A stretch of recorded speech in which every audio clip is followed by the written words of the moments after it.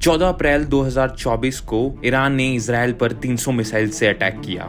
Now, the tensions between West Asia's two regional powerhouses, Israel and Iran, are at an all-time high. और ये पहली बार नहीं है कि ईरान ने इजराइल पर अटैक किया हो। आखिर ईरान ने ये अटैक किया क्यों और इसके पीछे एक लार्जर जियोपॉलिटिकल एंगल क्या है और इस वॉर से सबसे ज्यादा फायदा किसे होगा, ये हम इस वीडियो में डिस्कस करेंगे। अगर ईरान और इजराइल के रिलेशनशिप को देखा जाए तो उसे 4 फेजेस में डिवाइड कर सकते हैं, जिसका पहला फेज 1947 से 1953 के बीच का है और इसे फेज ऑफ मिक्स्ड फीलिंग्स भी कह सकते हैं। दूसरा फेज रहता है एक फ्रेंडली फेज 1953 से 1979 तक, जब ईरान पर रूल करती थी पहलवी डायनेस्टी। तीसरा फेज होता है 1979 से 1990 का, जहां पर ईरान इजराइल रिलेशंस खराब होने शुरू हो जाते हैं बिकॉज ऑफ ईरानियन रेवोल्यूशन, जिसमें पहलवी डायनेस्टी को ओवरथ्रो कर दिया जाता है। एंड चौथा फेज 1990 से आज तक का, जिसमें ईरान और इजराइल ने एक दूसरे पर काफी बार अटैक किया है। जो अभी रिसेंटली ईरान ने इजराइल के ऊपर अटैक किया, वो क्यों किया?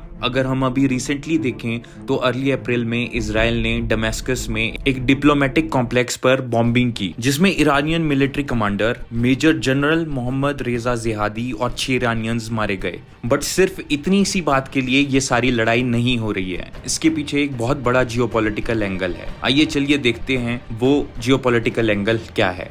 इस पूरे कॉन्फ्लिक्ट को समझने के लिए हमें अर्ली 2007 में जाना पड़ेगा, जब ईरान, पैलेस्टीन, गाजा और सीरिया में नए नेचुरल गैस रिजर्व्स डिस्कवर हुए। रशिया के बाद सबसे बड़े नेचुरल गैस रिजर्व्स अगर किसी कंट्री के पास है तो वो आज की डेट में ईरान है। तो ऑब्वियसली पूरी दुनिया में कहीं ऑयल या नेचुरल गैस डिस्कवर होती है तो वहां सबसे पहले यूएस पहुंचेगा। बट ईरान के केस में ऐसा नहीं हुआ, क्योंकि यूएस और ईरान के रिश्ते 1979 की ईरानियन रेवोल्यूशन के टाइम से ही खराब हैं और यूएस को पता था ईरान उसके साथ डील नहीं करेगा, इंस्टेड रशिया, चाइना और बाकी एशियन कंट्रीज के साथ डील करेगा। यूएस ने इस चीज को रोकने के लिए 2010 से मिडिल ईस्ट में डिस्टेबलाइजेशन शुरू की। सबसे पहले सीरिया में सिविल वॉर स्टार्ट करवा के, जिससे पूरा मिडिल ईस्ट एक जगह बिजी हो जाए और इस नेचुरल गैस डिस्कवरी को कैपिटलाइज ना करे। यूएस ने इस डिस्टेबलाइजेशन से थोड़े टाइम के लिए ईरान को बिजी तो कर दिया, बट अब आगे क्या? इस वक्त यूएस को याद आता है ईरान का न्यूक्लियर प्रोग्राम, जिसे वो 1957 से थोड़े सक्सेस थोड़े फेलियर से परस्यू कर रहा था। बट 1980s के एंड तक इराक के साथ एक ब्रूटल वॉर के बाद ईरान ने इस न्यूक्लियर प्रोग्राम को थोड़ा सीरियसली एस्केलेट किया और पूरे 1990s के पीरियड के टाइम इस प्रोग्राम की रिसर्च असिस्टेंस के लिए चाइना और रशिया के साथ एग्रीमेंट्स भी किए। 2002 के समर में national council of resistance of Iran ने, जो कि एक अम्ब्रेला ऑर्गेनाइजेशन है ईरान के रेजिस्टेंस ग्रुप की, जिसने करंट ईरान की जो रिजीम है उसको हमेशा ही अपोज किया है, ईरान की 2 न्यूक्लियर साइट्स की एग्जिस्टेंस को एक्सपोज कर दिया, जो कि ईरान ने इंटरनेशनल एटॉमिक एनर्जी एजेंसी से छुपा कर रखी थी। 2003 में बहुत इंटेंस डिप्लोमेटिक एफर्ट्स चलते हैं ईरान के इस न्यूक्लियर प्रोग्राम को बंद करने के लिए, जिसके लिए ईरान इवेंचुअली मान भी जाता है, बस एक शर्त पर कि ईरान ये न्यूक्लियर प्रोग्राम मेंटेन करेगा अपनी एनर्जी नीड्स पूरी करने के लिए। जनरली अगर आप कोई न्यूक्लियर प्रोग्राम चला रहे हो या न्यूक्लियर स्टेट हो या सिर्फ अपनी एनर्जी रिक्वायरमेंट पूरी करने के लिए न्यूक्लियर एनर्जी यूज कर रहे हो, तब भी आपको अपने प्रोग्राम की,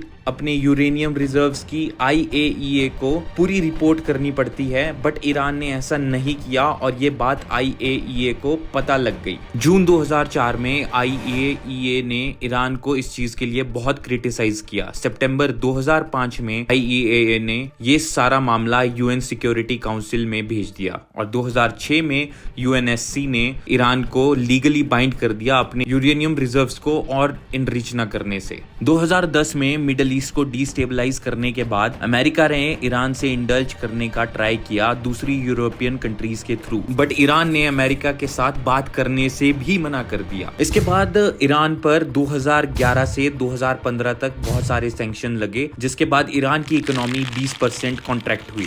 ईरान की इकोनॉमी क्रिपल करने के बाद यूएस ने दोबारा ईरान के साथ बायलैटरल टॉक शुरू की। चाइना, फ्रांस, जर्मनी, रशिया और यूनाइटेड किंगडम के साथ एक कोएलिशन बनाकर, जिसका नाम रखा गया joint comprehensive plan of action JCPOA, और एक न्यूक्लियर डील ऑफर की और सैंक्शंस भी लिफ्ट किए।